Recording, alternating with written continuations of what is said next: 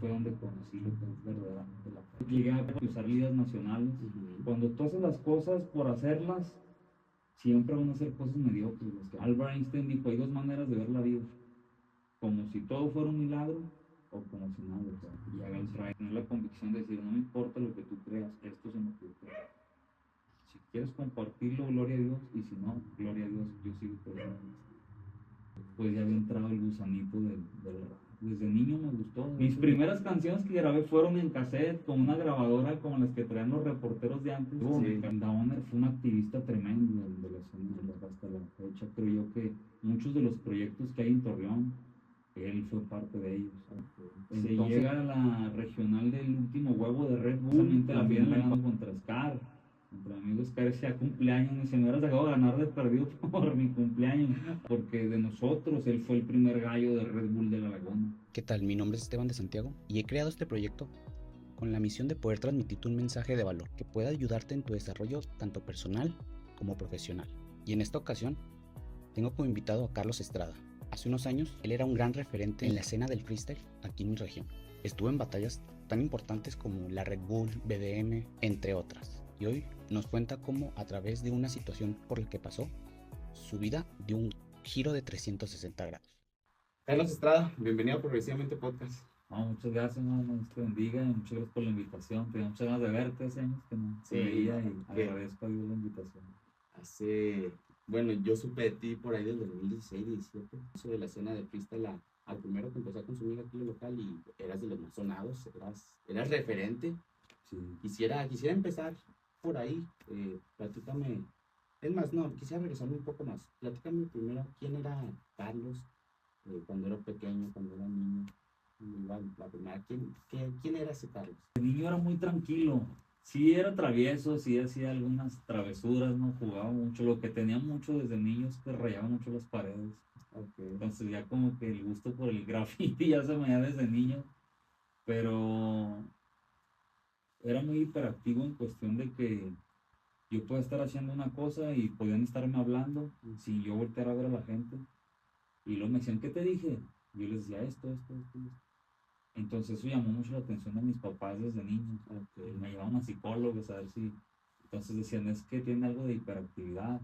Porque a mamá le parecía raro porque en cuestión de que anduviera así haciendo mucho desorden, no. O sea, era muy tranquilo. Me daban juguetes y yo armaba toda una ciudad con mis juguetes y jugaba yo solo. Okay. Pero cuando acababa recogía sus juguetes. Entonces mi mamá decía, pero ¿por qué si es hiperactivo no hace desorden? O sea, juega en un solo lugar. Sí. Pero se dieron cuenta de cuando yo jugaba, o sea, yo me encerraba como en mi burbuja, ¿no? Sí. Como que yo armaba ahí mis castillos de Lego y todas esas cosas. Entonces decían, machis, ¿por qué le hallará tanto estar haciendo eso?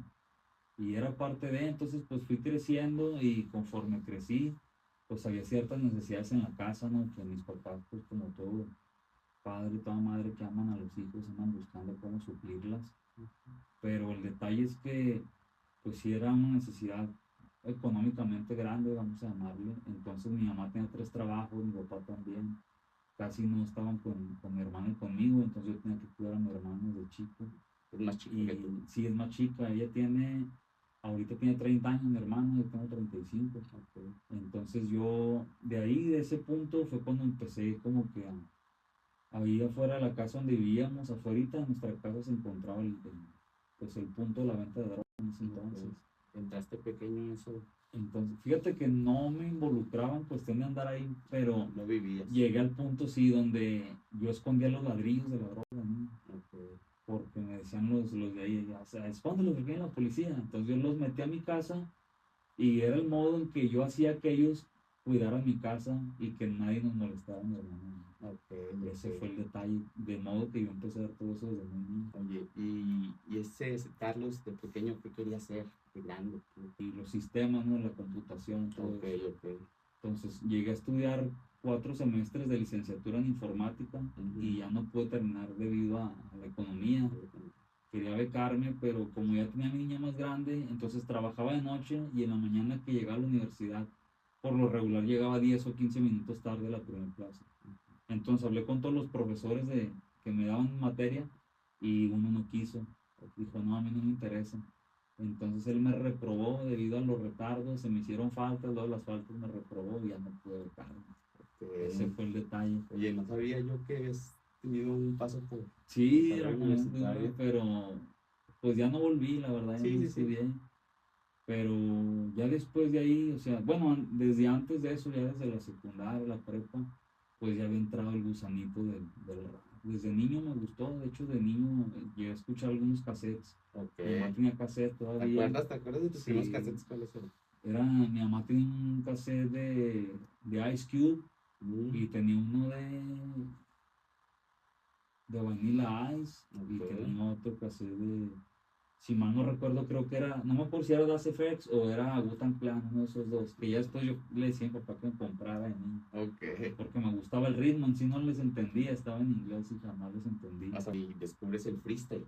Sí, O sea, ¿cómo lo descubres? mucha gente no lo conoce, pero, o sea, más bien no reconoce. Ahorita pues está en un proceso Difícil. legal, difícil, y hay gente que tristemente hace burla de todas las cosas. Pero yo la verdad, hermano, el otro día meditaba en una publicación que hizo otro amigo de nosotros, Víctor, el Escar, Dios lo bendiga, que fuimos los tres que siempre anduvimos. Y Diego, el Downer, fue un activista tremendo de la escena hasta la fecha. Creo yo que muchos de los proyectos que hay en Torreón, él fue parte de ellos. Entonces lo que muchos no saben es que Sabler, que era mi personaje de freestyle de las batallas, fue muy influenciado por este tremendo que me decía, métete a las batallas y vamos a improvisar. Y mis primeras canciones que grabé fueron en cassette, con una grabadora como las que traían los reporteros de antes, con el cassette, con él. Poníamos un cassette en el estéreo que tenía mi mamá en la casa, volteamos la bocina un poco para que no le diera de lleno a la grabadora y poníamos play y ahí era prohibido equivocarse, no era como los raperos de ahora que por tomas, ¿no? Y todo de una tirada y no te equivoques porque tenemos que regresar todo el cassette otra vez. Y era estarle gritando a la grabadora pues más o menos una distancia donde se escuchara tu voz y dejaras que escuchara la bocina, pero que tampoco el volumen de la pista te opacara a ti. Entonces era ahí estárselas ingeniando, pero pues son recuerdos bonitos que me quedaron. Y ya conforme fuimos avanzando, pues salió la película de Eminem, donde salen las batallas, que eso fue algo que influenció muchísimo la escena rap a nivel mundial, porque ya se hacía freestyle por lo regular, ya quienes improvisamos de juego, pero ya fue de un modo de empezar a verlo de competitividad, ¿no? Cuando empecé, pues por ejemplo, así en la escena, en ese entonces, empezaban también lo que era Asesino, Danger, el Jack, el Adrián, que fue el primer campeón internacional de México. 2008, por ahí. Sí, 2008. Entonces, o sea, los veías y tú decías, qué chido, ¿no? Sí se puede. Pero nada que ver como ahora. O sea, ahorita hay muchísimos referentes, hay muchísimos patrocinadores, mucha gente que invierte, mucha oportunidad de desarrollo para los chavos que hacen freestyle. Pero cuando nosotros empezamos prácticamente no había nada. Oye, no había nada, pero ve hasta dónde llegaste, ¿no? 2017 creo, me acuerdo de unas batallas del desierto. Sí. Una final, creo que García por ahí. Sí. García, creo que esa te lleva la Red Bull. Hace cuenta ganó esa y luego viene la regional de BDM y la gano también la final contra el ESEC, Dios lo bendiga, David. Y luego se llega a la regional del último huevo de Red Bull, también en el Parque Fundadores, para ir a la fundidora en Monterrey de la semifinal nacional era de Red Bull. Y aquí precisamente la final la gano contra Scar, contra mi amigo Scar, ese cumpleaños, y se me hubiera sacado a ganar de perdido por mi cumpleaños. Oye, a ver, Scar es el de Running Bars. Sí, el de Running Bars. El tío Ronin. Entonces, pues ya, le digo, tú ya hayas sido, porque de nosotros él fue el primer gallo de Red Bull de la Laguna. Entonces, pues sí, es lo que te digo, muchas veces la gente, o sea, los nuevos muchas veces no saben, ¿no? Como que, no, pues el tío Ronin, porque ahorita están los Ronin Bars, pero hay mucha trayectoria detrás de todos ellos, y son trayectorias que a lo mejor podrás decir, pues no llegaron a ser famosos mundialmente o no, brother, pero fueron los que tocaron la puerta para que tú ahorita puedas entrar a donde estás. Las primeras veces que tú te enfrentabas ante otro oponente en freestyle, ¿qué sentías? Fíjate que siempre está la adrenalina, ¿no? Hay veces que dicen los chavos, "Ay, ¿cómo es para controlar los nervios? Es que me dan nervios". Siempre te van a dar. Siempre va a estar como esa espina de decir, híjole, a ver si no me gano. Pero ahí es donde demuestras, ¿no?, que estás hecho. O sea, esa adrenalina, esos nervios, tienes que agarrarlos y convertirlos en esa adrenalina que digas, voy por todo. No me acuerdo, Sable era una persona que intimidaba, o sea, Sí. muy crudo. Mi personalidad se reflejaba mucho en el personaje, en varias cuestiones, ¿no? Yo creo que en casi, si no es que en el 100, en el 90%, Sabler era lo que Carlos era en ese entonces. Entonces llegó el punto en el que mi rapeo pues siempre trató de ser crudo, o sea, yo iba al grano, a mí no me gustaba, ni me gusta hasta la fecha andar dando rodeos. Por eso muchas veces a gente le caigo bien por eso y a otras no les caigo tan bien por eso. Pero conforme fui avanzando, mi estilo era como lo que ya tenía yo definido. Sin embargo, sí, con el paso del tiempo fue definiéndose otras cosas como la manera en las de hacer las rimas. O sea, quizás ya no eran tan simples. Ya, por ejemplo, en la escena de rap ya hay, cuando una línea, una rima es complicada, le llaman barras. Entonces ya era como que, este chavo hace barras chidas. Y eso se me quedó hasta la fecha. Procuro escribir algo a modo que la gente lo entienda, pero que sea una barra, o sea, que tenga algo de intelecto, que verdaderamente diga la gente, oye, nunca había pensado cómo decirlo de esa manera. Poner un poco a pensar a las personas. Fíjate que a mí me empezó a gustar mucho eso porque la gente hasta la fecha hoy en día tiene mucho la idea de que un rapero es alguien ignorante. O sea, es un pandillero, es un drogadicto, no le das caso. Pero la verdad es que hay raperos muy cultos. O sea, hay raperos que leen mucho, que saben muchísimo, y si les preguntas de cualquier tema, ellos te platican, ¿no? ¿Qué te dejó como enseñanza de vida ahora? Si algo le agradezco al Señor que me haya permitido andar en todo lo que anduve en el transcurso de la escena rap de La Laguna, y pues también ciertamente de algunas partes, por así llamarlo, el país. Sí, yo llegué a ver fotos ahí con Joy, con Sí, RC, con todos. entonces, o sea, pues ya, gracias a Dios, llegué a, por así decir, a cruzar ligas nacionales. Entonces, yo lo que le doy gracias a Dios por eso, que aprendí, que ahora, yo creo que ahora me doy más cuenta que antes, porque cambia la mente y cambia la perspectiva en la que ves las cosas. Entonces, lo que ahora veo es que dice la palabra de Dios que todo lo que hagas tienes que hacerlo con amor, como si fuera para Él. Cuando tú haces las cosas por hacerlas, siempre van a ser cosas mediocres las que hagan. Y eso es en general, o sea, para tanto creyentes como para gente que es atea, por así decirlo. Si yo hago algo ley se va a ser una cosa hecha mediocremente, porque no puse mi mayor empeño, no me esforcé porque quedara con excelencia. Entonces, una de las cosas que yo aprendí es que aun cuando yo no conocía a Dios, hacer rap, hacer freestyle es algo que yo amo. Es un talento que Dios me dio. En su momento no lo utilizaba tristemente para Dios, lo usaba para mí, pero yo amaba hacer eso que hacía. Entonces, al amarlo, al apasionarme, yo buscaba hacerlo con excelencia. Y hoy me doy cuenta que una persona, sin importar su nivel social, su nivel económico, su color de piel, sus creencias, lo que sea, o sea, tú puedes sobresalir si primeramente en ti hay disciplina y si lo que haces te esfuerzas por hacerlo con excelencia. Dices que antes de conocer a Dios, lo que te hizo conocer a Dios fue, tuviste un accidente. Sí. Platícame un poco de ese accidente. ¿2018? 2018. Platícame un poco qué fue lo que pasó. Fíjate que, pues yo para ese entonces ya estaba metido en todo lo que era lo oculto. ¿Llegaste a eso? Pues, si no lo quieres sí, contar no, también. no hay problema. Okay. Haz de cuenta que cuando tú ves todo mal, siempre va a haber algo que te absorba para mal. Albert Einstein dijo, hay dos maneras de ver la vida, como si todo fuera un milagro o como si nada lo fuera. Y es la verdad, o sea, muchas veces hay gente que, gracias por un vaso de agua, ay, qué exagerado, pues ni que fuera que, bueno, él es agradecido. En su corazón hay agradecimiento, en su corazón hay gozo. Es que cuando hay agradecimiento en nosotros, va a haber felicidad, va a haber satisfacción, va a haber plenitud. Y eso no quiere decir que tienes que ser conformista. Siempre puedes buscar más si es bueno. Pero estar agradecido con lo que tienes es una cura muy buena para la queja, para la depresión, para todo aquello que te roba la paz. Entonces, al estar en la escasez que viví siempre, yo decía, es que, ¿por qué si Dios es bueno no suple lo que yo quiero? Hoy entiendo que Dios hace milagros, no cumple caprichos. Antes decía, ¿por qué nunca me das dinero? O sea, si tú eres Dios, ¿por qué no me ayudas? Y hoy digo, me ayudó mucho, pero yo no tenía la mentalidad para recibir esa bendición, porque todo lo que me dio dinero me lo gasté en drogas, en mujeres, en alcohol. Entonces, si hubiera juntado ese dinero, a lo mejor anduviera con un camionetón. Entonces, muchas veces no nos damos cuenta de las bendiciones, son tan normales en nuestras vidas que las pasamos por desapercibidas.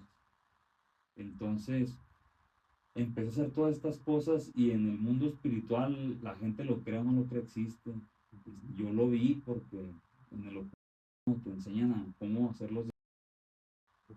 Entonces ahí me di cuenta de que todo eso era real. Y al hacer maldad, no importa qué tanto hagan escudos, protecciones, todo lo que salen ahí en la tele que hablan los grupos, que marca y yo te cubro y esas cosas, tarde o temprano toda la maldad que has hecho se te va a devolver. Y llegó el punto donde una señora con la que yo trabajaba, ella me dijo, ¿sabes qué? Necesitas ya parar porque ya lo que estás haciendo va a tener un rebote y ya no para. Decía, no, no, problema, no pasa nada. Y la triste mentalidad mediocre que tenemos muchas veces que decimos, si me toca, me tocó. Ciertamente, pues cuando nos toca, ni aunque nos quitemos, ¿no? Dice el dicho. Pero una cosa es que te toque porque te tocaba y otra que tú te la andes buscando. Entonces yo me la andaba buscando y se dio el momento en que pasó el accidente, fue el 20 de mayo del 2018 a las meras 12 de la noche, en la carretera Torreón-Matamoros, por la altura de San Miguel más o menos. Ahí íbamos en un carro y lo raro es que esa vez nadie iba tomado, o sea, el chavo que iba manejando ya tenía 4 años que no tomaba. El señor que iba con nosotros, ese señor era una persona, yo todo, pues esperemos que esté con el Señor, descansando tranquilo y Dios bendiga a su familia y lo fortalezca, para descanse, claro, y que siga al Señor guiando a su familia. Pero el Señor era una persona, moralmente hablando, era muy buena gente. O sea, yo lo veía y decía, no, es muy buena gente el Señor. En todas las áreas que tú quisieras verlo, como trabajador, como hijo, como padre, como esposo, como vecino, era muy, muy buena gente, era muy respetuoso y la gente lo quería mucho. El muchacho que iba manejando no tomaba y yo venía saliendo de mi trabajo, así que pues también no había podido tomar ni ingerir drogas en el trabajo donde estaba. Entonces, en ese entonces estaba trabajando en el Guarichic, en el restaurante Guarichic, el de Periférico.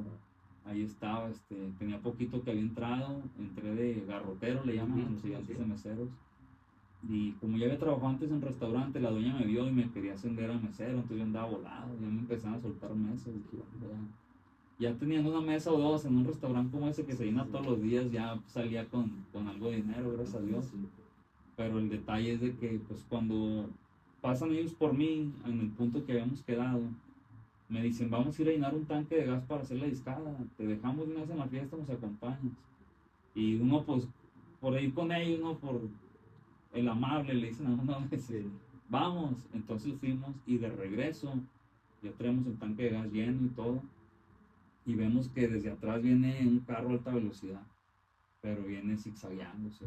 Hay una persona como en estado de ebriedad y de repente se pega mucho el carro. Entonces Jera, se llama el chavo que iba manejando, por querer sacar el golpe, como que gira y las huellas amarillas que están en la carretera las agarra el carro con la llanta. Entonces derrapamos hasta el carril de sentido contrario y es donde llega el tráiler y nos impacta de lleno.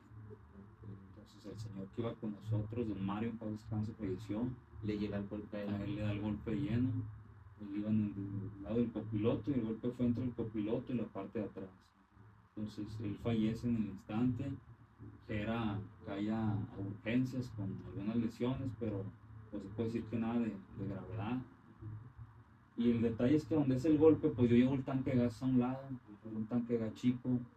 Entonces todavía topamos ahí con un poste, cayeron unos cables de luz y pues los cables de luz nunca tocaron el carro. El tanque de gas se abolló con el golpe no explotó, se abolló con el golpe del tráiler y todavía se abolló con mi cuerpo, a mí me quebró las costillas de tanto edad, y las costillas pues fue lo que me cortaron los pulmones, pero no explotó el tanque de gas, no se explicaban cómo no había explotado el tanque de gas y lo traíamos ya recién lleno. Entonces fueron cosas muy tremendas que pasaron, y yo me acuerdo cuando fue el golpe, fue el impacto, yo me desprendo de mi cuerpo, pero no voluntariamente, y al querer regresar no puedo, siento que no puedo. O sea, ¿qué está pasando? Y ahí es donde me doy cuenta de que pues ya se me había acabado el corrido prácticamente.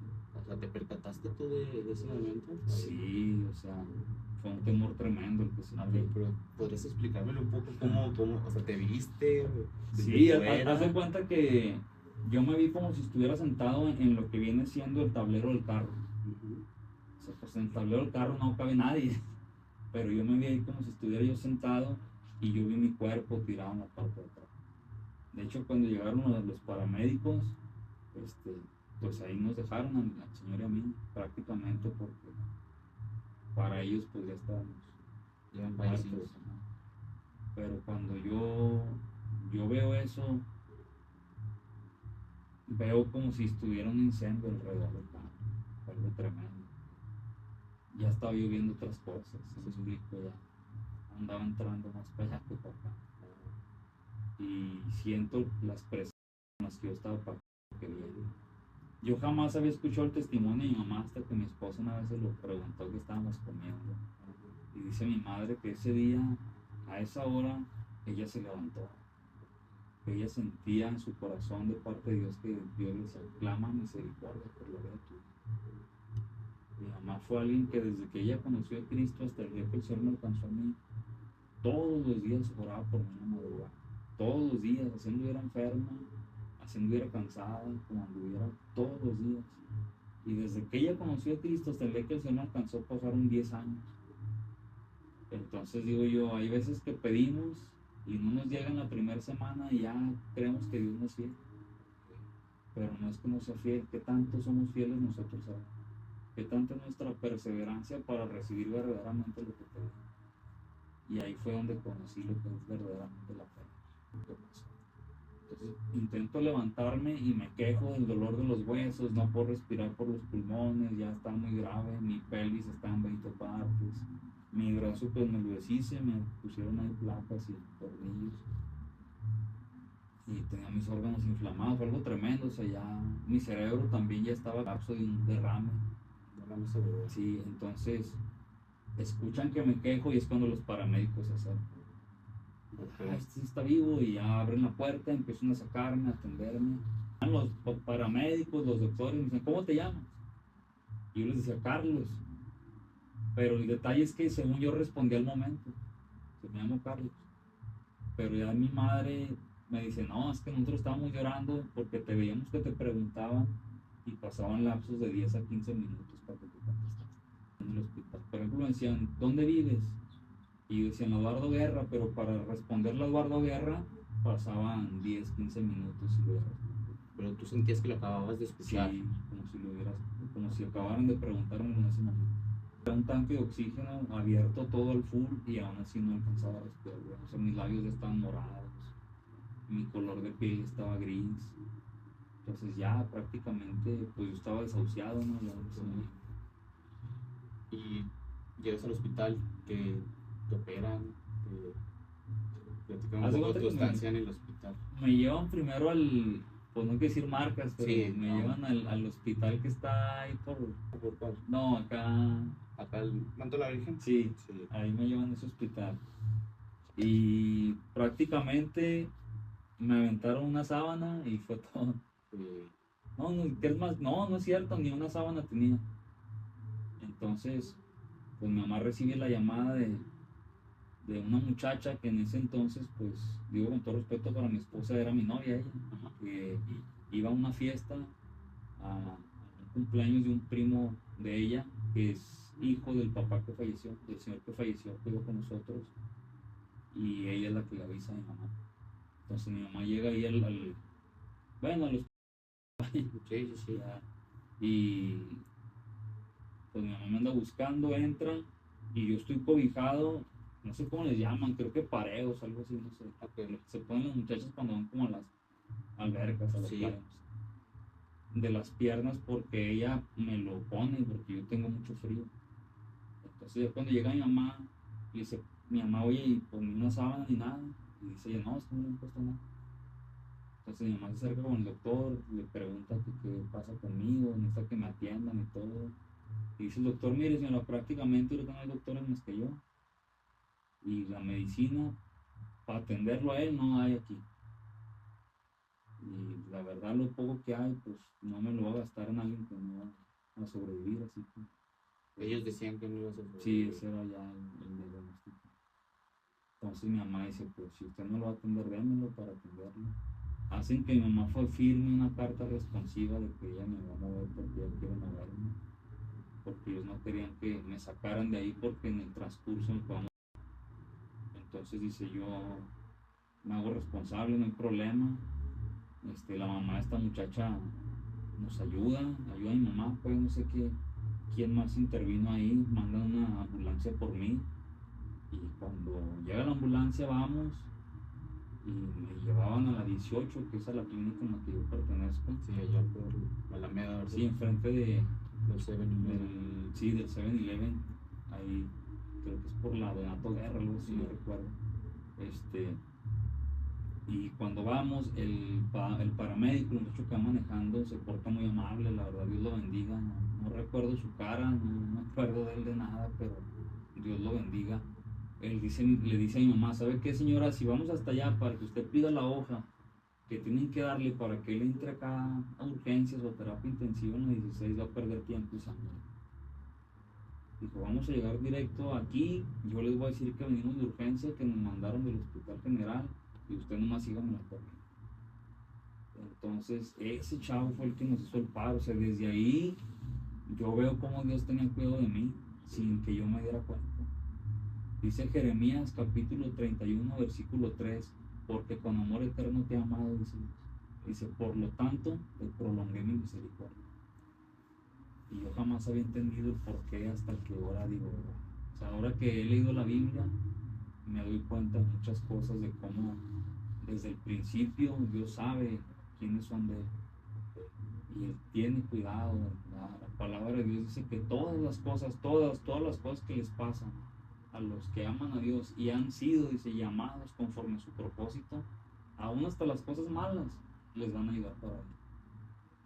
Entonces yo me doy cuenta que eso fue, yo creo que lo peor que he vivido, pero me ayudó para bien, porque de ahí caigo me meten urgencias, llegan todos, o sea, pues el chavo avisa por radio cuando vamos llegando, llegamos, ya me estaban esperando y los médicos y todo.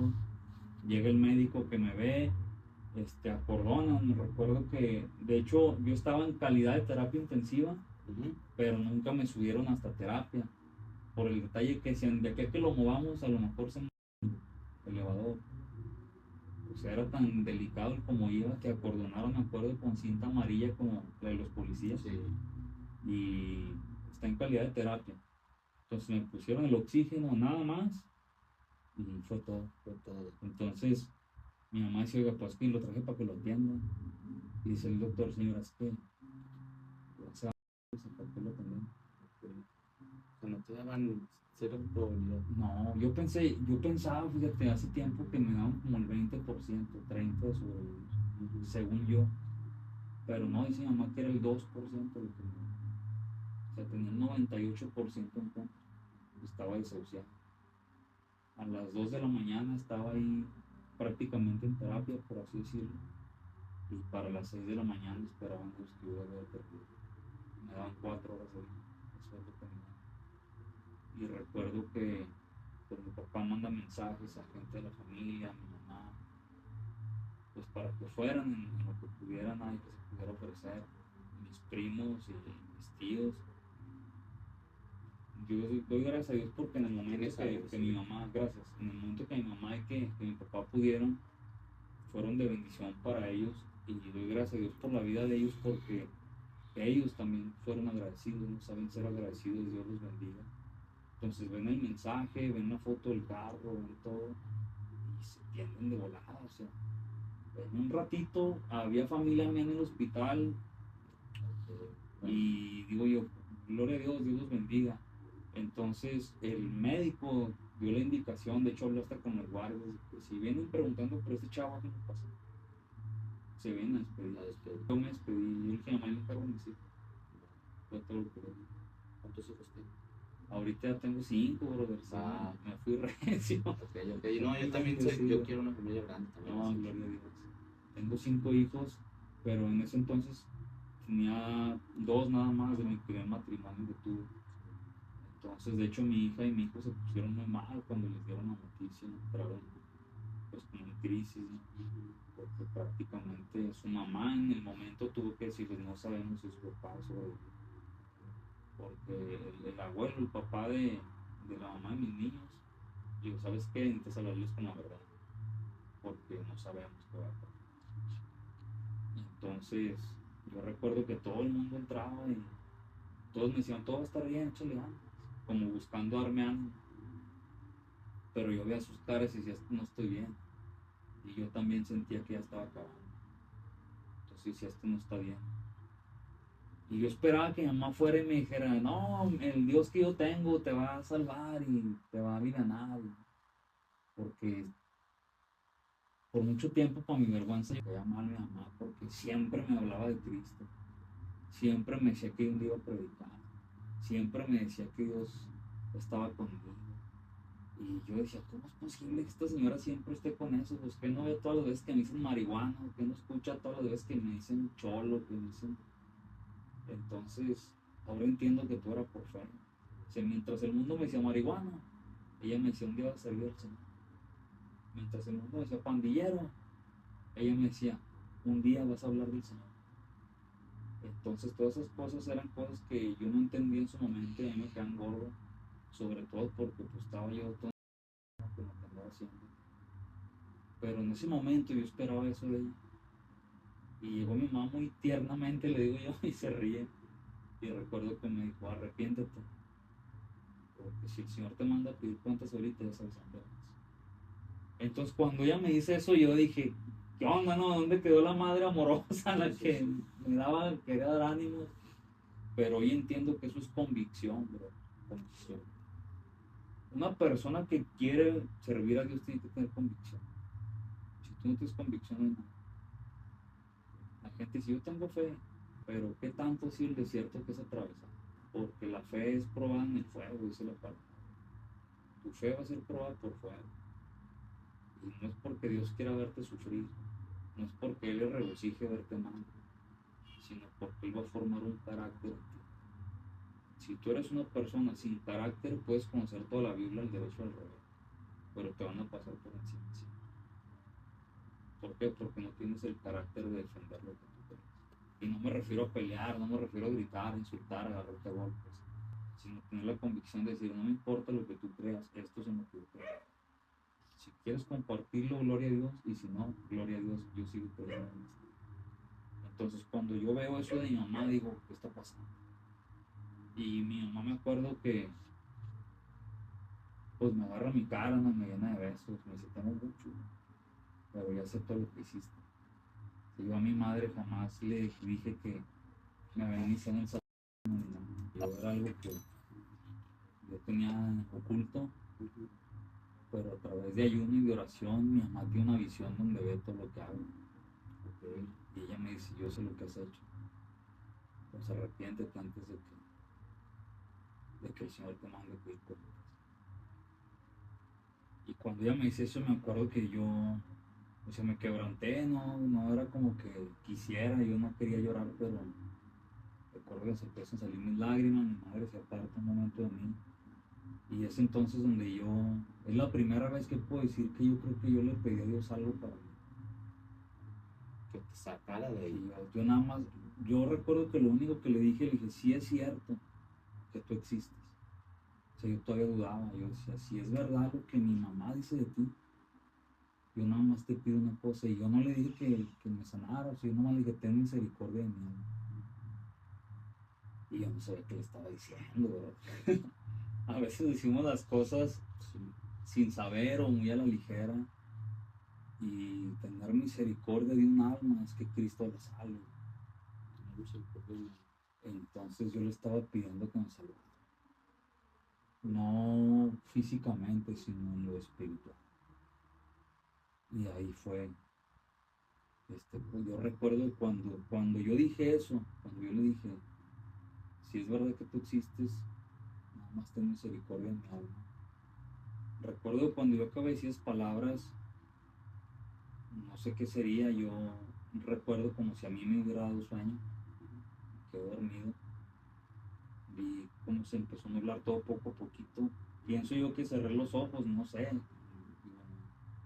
a lo mejor ya estaba acabando, y hubo un momento donde sentí como mi corazón se paró. O sea, yo sentí que dejé de respirar, yo sentí que ya, sí. Pero de ahí, no sé cuánto tiempo sería lo que pasó. Digo, fueron horas porque eso te hablo que yo creo que fue como a las 2:30, 3 de la mañana. Y yo siento una mano en mi pecho. Yo sentí una mano en mi pecho. Vuelvo a sentir esa presencia que sentí en el carro. Yo escuchaba muy a lo lejos, como si mi mamá estuviera muy retirada, a pesar de que estaba en lo mío. Yo escuchaba que mi madre estaba orando por mí. Yo escuchaba que mi madre le decía al Señor, ten misericordia de mi hijo, ten misericordia de su alma, si te lo has de llevar, que llegue contigo. Yo no te pido que lo dejes, pero si en tu voluntad está dejarlo, no lo dejes igual, que Él te conozca. Entonces yo escuchaba todas esas palabras de mi madre. De hecho, cuando ya después de años, cuando conozco al Señor, yo le platico a mi mamá, mamá, me acuerdo de que tú dices esto.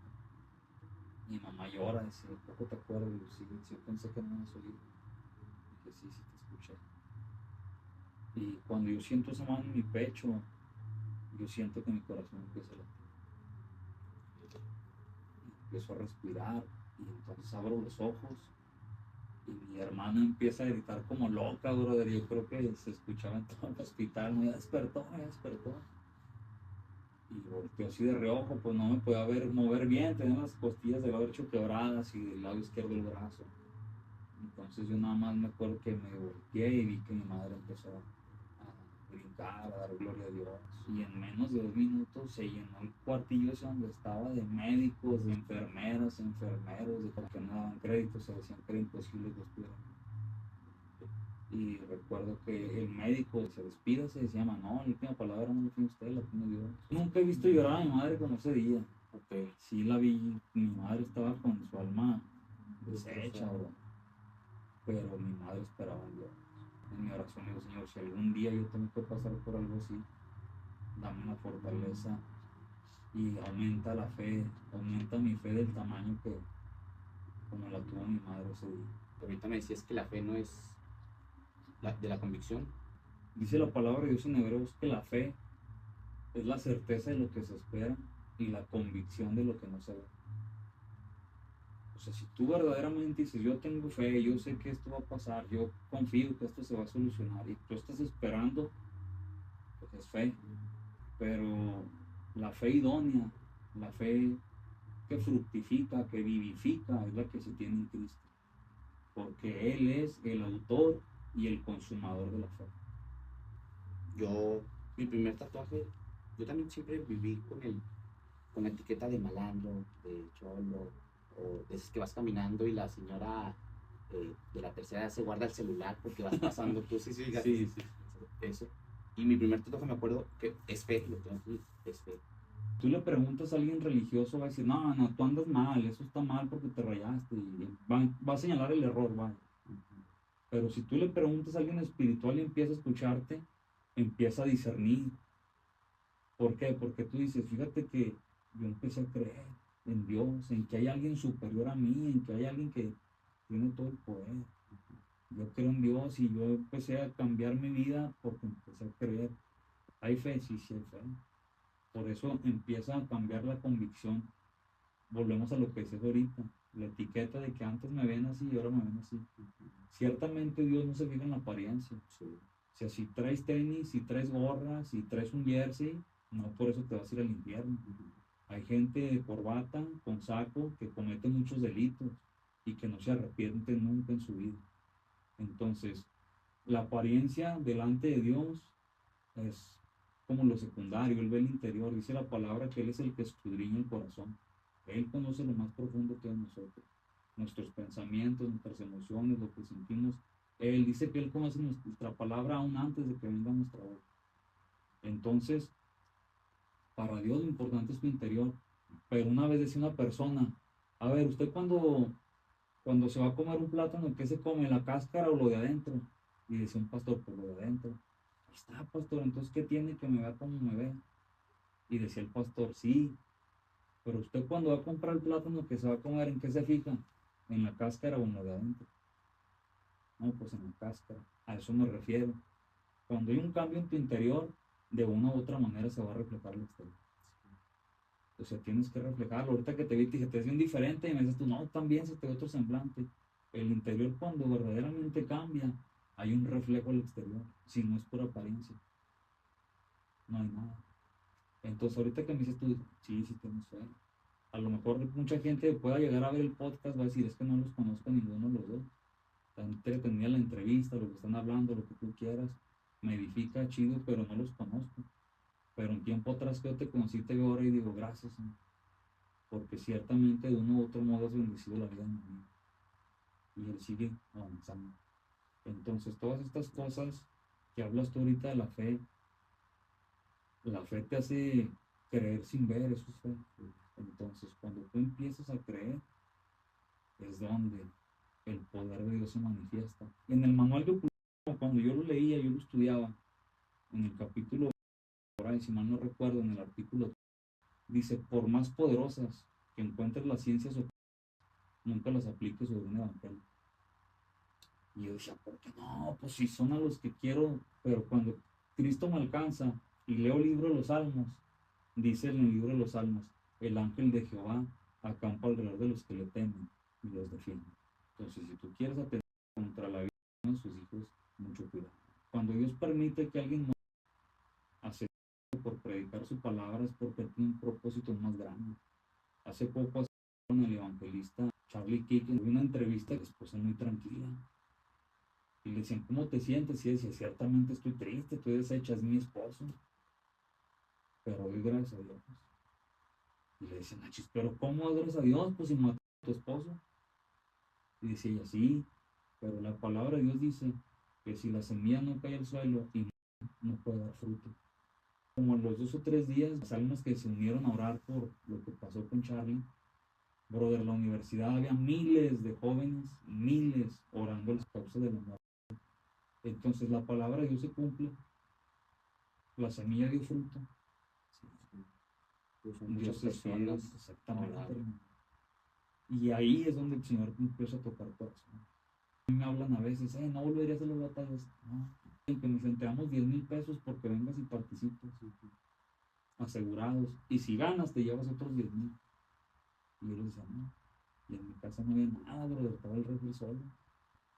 el volver a las batallas era volver a pasado. Alguien llamó, porque digo, ¿y entonces dónde está el cambio que Dios hizo en mí? Yo tengo que testificar con mi vida, no nomás con mis palabras, que Dios ahora vive en mi corazón. Cuando inicia esto de año vencida, a ver, explícame qué transmites. Pues se da todo lo que venimos platicando, el accidente y todo. Después del accidente pasan 2 años, de todo se viene encontrando. ¿En esos 2 años? Pero sí, Okay. al paso como de 1 año y 8 meses, por así decirlo. Entonces, pues se viene todo, empiezo a ver todo cada vez peor, peor. Y recuerdo aquella vez del accidente. Y yo me acuerdo que yo te clamé, tú me viste. Yo no sabía, vuelvo a lo mismo, Dios es fiel a su palabra, ¿verdad? Dios todo lo que dice, Él lo cumple. El diablo no, Él es mentiroso. Yo lo comprobé. A mí nadie me va a decir que no, pues nada, bro, yo anduve. A mí no me cuentan las malas. Dice Jeremías capítulo 33, versículo 3, clama a mí y yo te responderé. Yo, clama a mí y yo te responderé. Entonces esa vez yo me tiro de rodillas en mi casa, me acuerdo, y digo, si es verdad, si tú me oíste, si fuiste tú el que me respondió, sácame de aquí. Pero yo nada más, yo le hice una pregunta a Dios, me acuerdo que yo le pregunté, Dije, yo solo quiero saber si tú vas a estar conmigo. Si tú vas a estar conmigo, yo me saco esto. Y le dije, y te entrego mi vida. Yo no sabía lo que le decía. Vuelvo lo mismo, pero gloria a Dios, él ya sabía. Entonces digo, si tú me sacas de aquí, yo te entrego mi vida. Pero yo quiero que tú estés conmigo. Si no, mejor ni me muevas nada, porque mano, pues nada más respóndeme si me vas a ayudar. ¿No? Y me acuerdo que mi papá me había dado una Biblia que le mandó mi pastor actual, ahorita donde me congrego, el pastor Lalo, Dios lo bendiga. Le, me mandó esa Biblia cuando yo estaba en el hospital y nunca la abrí, por vergüenza. Nunca la abrí, estaba ahí toda aterrada la Biblia, toda empolvada. Y cuando yo digo eso, yo siento una necesidad de abrirla. Entonces voy, la abro y pongo el dedo. Dios no obra así, hay que prepararse, hay que estudiar. Pero cuando tú clamas, Dios te responde. O sea, no quiere decir que Él no obra así nunca. Él va a obrar como Él quiera, cuando Él quiera. Él es Dios, es soberano. Y yo me acuerdo que si ya pongo mi dedo en la Biblia, y ese fue el versículo con el que el Señor marcó mi vida, con el que me comenzó. Josué capítulo 1, versículo 5. Dice, nadie te podrá hacer frente. Como estuve con Moisés, estaré contigo. No te dejaré ni te desampararé. Y ahí fue donde constaté que Dios es real y corresponde. Hoy sé que nadie me va a hacer frente, y no es porque yo sea Superman. Si fuera por mí, cualquiera me hace garras, pero no es por mí, es por Él, porque Él es fiel. Él va a cumplir su palabra a pesar de mí, porque Él es fiel a lo que Él haga. Él no se retrata. Él lo que Él dice, Él lo hace. Hoy vivo confiado sabiendo que tengo un Dios omnipotente, que aunque viniera el líder de la que hay aquí en Torreón, si Dios no le permite tocarme, no me va a tocar. Y si Dios le permite que me toque, va a ser con un propósito. Ese es mi creer, esa es mi convicción. Y lo he visto, porque hasta la fecha todavía a veces van y andan ahí molestando, andan saludando. Dios los bendiga. Yo no tengo, la palabra de Dios dice que nuestra lucha no es contra carne ni sangre, es espiritual. Entonces, cuando yo escucho a algún cristiano que dice, esos brujos, no se equivoca. Su guerra no es contra ellos, es contra lo que los tiene acá. Porque si ese fuera, entonces el Señor nunca me hubiera alcanzado. Entonces yo ahora lo que pido es que reprenda lo que hay en ellos, que lo eche fuera, sí, y que tenga misericordia de esas almas como un día tuvo misericordia de mí. Está mal pedirle que si tú existes, Dios, dame dinero. Si Dios no está peleado con la economía, porque a veces hay gente que dice, es que el dinero es del sí, no, démelo, si usted cree que es del diablo, échemelo para acá y acá lo santificamos, ¿no? Nada, es broma, pero me refiero a que, o sea, dice en la Biblia que la raíz de los males es el amor al dinero, no el dinero. La avaricia es lo malo. Cuando hay avaricia en tu corazón, cuidado, es de lo peor que puede haber en ti. Pero el dinero en sí no es malo. O sea, si tú, algo que me inquieta, vuelvo a lo mismo. Por eso, siempre que voy a algún lado, hermano, así una invitación como hoy, Dios bendiga tu programa, bendiga tu vida, gracias por la invitación. Yo la verdad, antes de lo que te comentaba ayer, siempre oro, antes de. ¿Por qué? Porque tiene que estar apercibido, o sea, tiene que estar a las vivas. ¿Por qué te lo digo? Trato de escuchar lo que me dices, pero no como hombre, sino decir, Señor, ¿qué quieres saber? ¿Qué tienes para él? ¿Qué tienes para los que no ven? ¿Qué tienes para el joven? ¿Qué tienes para mí? Entonces dices tú, a veces quiero ignorar a la gente y no puedo. Cuando hay un llamado de Dios para tu vida, aunque lo quieras ignorar, no vas a poder. Nunca vas a poder, ¿verdad? ¿Cómo sabes que es de Dios? Porque no es algo egoísta lo que haces. Cuando tú quieres ayudar a alguien, tú no lo haces para ti, lo haces por esa persona. Y dice el Señor, no hay mayor amor que este, el que uno dé la vida por sus amigos. Ese es el mayor amor que hay. Sí.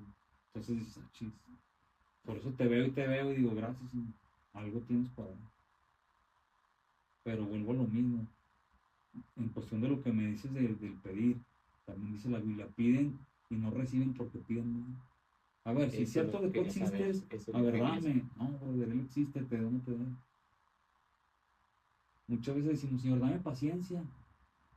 Y luego se vienen muchos problemas y, ay, ¿por qué? ¿Cómo se hace la paciencia? ¿Cómo la forjas? La paciencia no la vas a forjar sentado bien a gusto viendo Netflix. Señor, dame dinero. Y se viene el trabajo. Ay, ando bien cansado. ¿Para qué te quejes si lo que quieres es dinero? Te están poniendo trabajo. O sea, tenemos que, nuestra sabiduría no es la de Dios y a veces no discernimos. O sea, queremos pedir a la ligera que nos llegue todo y dice Dios, no, pues, sí existo, pero a mí no me gustan los flojos, me gustan los diligentes, me gusta la gente que se esfuerza. Pues quiere salir adelante, sí, Señor, duérmase temprano para que se levante temprano para que llegue a su trabajo temprano, porque esos retardos están rebajando su sueldo. Y son cosas que si los ponemos en práctica en nuestra vida cotidiana, a veces no nos gustan. Ah, Señor, es que la cama está bien rica y lo más en invierno, que hace frío. Dice, Señor, pues ahí sigue apostando. Pero no me pidas que te dé, porque ya te proveí un trabajo y eres tú el que no lo aprovecha. Entonces, todas estas cosas son las cosas que tenemos que aprender a ver de una manera distinta. Es lo mejor que podemos pedirle a Dios, Señor, yo te ruego que tú te reveles cada vez más a mí. Que me dejes conocerte más y que mi vida sea alcanzada por ti para que algún día yo me parezca más a ti. La gente quiere pedirle a Dios un carro, quiere pedirle dinero, quiere pedirle una casa, quiere pedirle que su esposo deje de tomar, quiere pedirle que su esposa deje de tomar. Un ejemplo, ¿no? Que su hijo esté bien, que la hija esté bien. Todo eso pedimos, por así llamarlo, como seres humanos. Pero si te pones tú a pensar, él nunca mandó un doctor, él no mandó un licenciado, él no mandó un millonario, él mandó a su hijo a morir en la tierra por ti, por mí, por él y por todos. Dijo, buscad primeramente el reino de Dios y su justicia y lo demás viene por añadidura. Y cuando Juan el Bautista predicaba, decía, arrepentidos, porque el reino de Dios está cerca. Ya estaba Jesús en la tierra. ¿Quién es el reino de Dios y su justicia?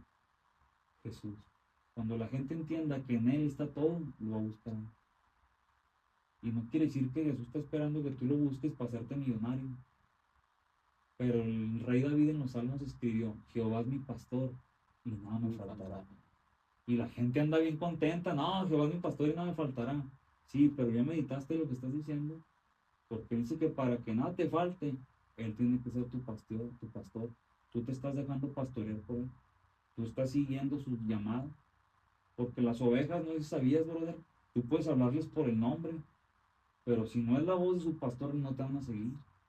Yo no sabía hasta que me puse ahí a investigar a qué se refería y nos dieron una enseñanza acerca de las ovejas y dije, wow. O sea, las ovejas tú háblales hasta por el nombre y ellas no te siguen. Hasta que escuchan la voz del pastor, bien. Y dice el Señor, mis ovejas oyen mi voz, la conocen y me siguen. O sea, no nomás se canallan. Y seguir a Dios cuesta mucho. Lloras, sufres, te traicionan, viene escasez, vienen problemas, viene enfermedad, viene necesidad, te abandonan, te dejan solo, se burlan de ti, te humillan, te pisotean. Pero dijo el Señor, el que quiera venir en pos de mí, nieguese a sí mismo, tome su cruz y siga. Y ahí es donde uno tiene que negarse. Si volvemos a lo que me hablabas del pasado, cuando andaban en freestyle, ya mero que a Sables le dijeran algo, les tumbaba los dientes. Yo jamás me dejé y en la escena del freestyle por eso me conocen muchos, en la escena del rock de Torreón por eso muchos me conocieron también. No nomás porque fui campeón de las batallas, sino porque si me hacían algo me daba un tiro, me peleaba y hasta donde llegara. Pero dice el Señor, ¿quieres venir en pos de mí? Y sí, bueno, entonces niégate. Señor, pero es que me están diciendo cosas, niégate. Pero es que mira, si quieres venir en pos de mí, si no hay que... Digo, ay, Señor. Entonces tienes que aprender a guardar. No quiere decir que nunca vas a hablar, hay veces que lo tienes que confrontar, pero con la palabra. ¿Sabes qué, brother? Tú dime lo que tú quieras, pero yo prometo. Dios te bendiga. Y se acabó. Pero ya no es lo mismo que llegue y les pegue, o que les recuerde a la mamá, o que les diga otras cosas. Entonces yo dejo todo. Volviendo a retomar el tema de lo que me preguntabas, dejo todo, dejo de hacer rap, dejo de escribir como por 3 años y medio, de hacer freestyle, hasta que en la búsqueda constante de Dios, cuando tú estás buscando a Dios, Dios te habla de una u otra manera, no te digo precisamente que audiblemente, de muchas formas Él habla. Y viene a mí ese sentido, ¿qué quieres de mí? Yo siento que algo me quieres decir. Y me meto en ayuno y en oración con mi esposa, y llega el punto donde el Señor me revela a través de una parábola que se llama la parábola de los talentos. Y me dice, Señor, yo te di un talento y tú lo trabajaste para ti, pero para mí, ¿cuándo lo vas a trabajar? Y digo, ay, Señor. Entonces voy, hablo con el que era mi pastor en ese entonces, y digo, Señor, así, así, así. Y él me dice, pues yo no creo. O sea, él no creía que fuera de Dios el rap. Pero porque dicen, es que tienen mucho la idea, muchas veces en general el cristianismo, decir, es que a Dios se le alaba con cánticos espirituales. Pero un cántico es lo que sale de tu boca, no un instrumento. Lo que sale de un instrumento es una melodía, es diferente. Y dice la palabra de Dios que de la abundancia del corazón habla la boca. Si en una melodía tú estás exaltando a Dios, entonces en tu corazón hay alabanza a Dios. Y no puede ser dirigido por el enemigo, porque él no alaba a Dios. Entonces dice, pero hágalo. Entonces me dice, yo no creo, pero si usted está seguro que es de Dios, hágalo. De aquí se va a ver si es de Dios o no. Y yo, no, sí tiene razón. Entonces empiezo, y de ahí, brother, yo haciendo rap cristiano tiene lo que va del año ahorita, ¿no? Porque se nota, y a veces me dicen, ¿y tú cuánto tienes ya rapeando? No, apenas lo que va el año. No manches, ¿cómo lo que va el año? Sí. Pero pues sí he visto que te invitan aquí, te invitan allá, has salido ya, has colaborado con fulano, con sultano, has andado. Bueno, gloria a Dios. Ahí es donde yo veo que sí era de Dios, porque yo jamás lo hice por fama, ni lo hago por fama. Si a mí me conocen, no me da igual, yo quiero que conozcan a Cristo Jesús, porque yo no cambio vidas. El que las cambie, ningún hombre va a cambiar la vida de otro hombre. Es un proceso, esos 2 años, sí. Todo es un proceso. Sí. Todo es un proceso. Yo creo que todos debemos de aferrarnos a ese proceso y disfrutarlo. Sí, Yo creo, explícame solamente, empiezas a transmitir el mensaje de Dios a través son eventos, que que es calle bendecida. Hace cuánto empiezo yo a rapear por mi cuenta y empiezo a conocer hermanos, ¿no?, que se dedican a hacer lo mismo. Pues digo, gloria a Dios. Llega el punto donde en la iglesia donde estoy, pues, dice Señor, ya es tiempo. Ahora vete para allá. Entonces nos vamos con el pastor que estoy ahorita. Y de ahí, hermano, llegando ahí, se vienen muchas invitaciones. Y digo, caray. O sea, te das cuenta que las cosas son de Dios cuando Dios respalda lo que estoy haciendo. No que no hay adversidades, no que no hay pruebas, no que, obviamente siempre va a haber, con Dios y sin Dios siempre hay pruebas y adversidades en nuestra vida. Pero cuando Él te respalda, tú sabes que es de Él lo que estoy haciendo. Entonces empiezan a venir invitaciones a campañas en la calle, eventos dentro de iglesias, todo eso, para que yo vaya y con el talento que Dios me ha dado, yo testifique, ¿no?, que yo predique a través de mis canciones, pero que también, pues, dé mi testimonio, que comparta algo. Entonces yo le digo al pastor, ¿sabe qué, pastor? Pues tengo estas invitaciones, ¿y usted qué dice? Porque cuando tú perteneces a una congregación, Sí. lo correcto no ante el hombre, ante los ojos de Dios, es que tú te sujetes a la autoridad que Él ha establecido. La autoridad mayor es Dios, pero en una congregación es el pastor, en tu trabajo es el dueño, el gerente, tu supervisor, según los rangos que se muevan en el trabajo, todo. Lo que la gente tiene que entender es que para que tú tengas autoridad espiritual, no quiere decir que vas a ir, te vas a parar, vas a empezar a levantar la mano y la gente endemoniada se va a caer, ¿no? El principio de la vida, de la autoridad espiritual en nuestras vidas, inicia cuando nosotros tenemos una sujeción a la autoridad. Ese es el principio de la autoridad de Dios. ¿Quieres que te dé mi autoridad? Sí, bueno, primero sujeto totalmente. Entonces, yo en sujeción le digo a mi pastor, pastor, ¿usted cómo ve? Pues tengo estas invitaciones, ¿usted qué dice? Y Dios bendiga la vida de mi pastor porque me aconseja mucho, ora por mí, me está enseñando muchas cosas.